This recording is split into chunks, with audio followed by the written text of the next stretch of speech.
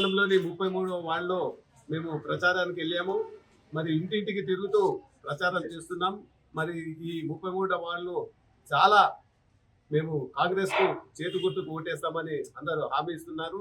మరి దాని ముఖ్య కారణం ఏంటంటే మరి యువకుడు ఉత్సాహవంతుడు మరి ఆనంద్ గతంలో 3 సార్లు ముచ్చటగా గెలిచిన వ్యక్తి మరి ఈసారి 33వ వార్డులో నిలబడి ఈ 33వ వార్డుకు అన్ని రకాల సేవలు చేస్తానని మరి ముందుకు వస్తున్నాడు.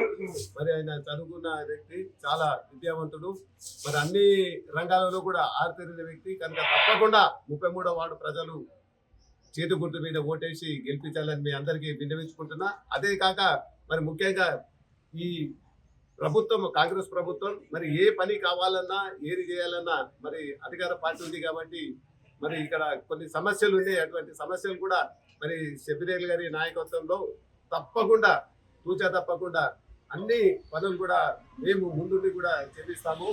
మరి ఇటువంటి అవకాశం ఎప్పుడు కూడా ఈ 33వ వార్డు ప్రజలు గ్రహించి తప్పకుండా చేతి గుర్తుకు ఓటేసి అత్యధిక మెజార్టీతో గెలిపేయాలని నేను మనసారా అందరూ కూడా వేడుకుంటున్నాను.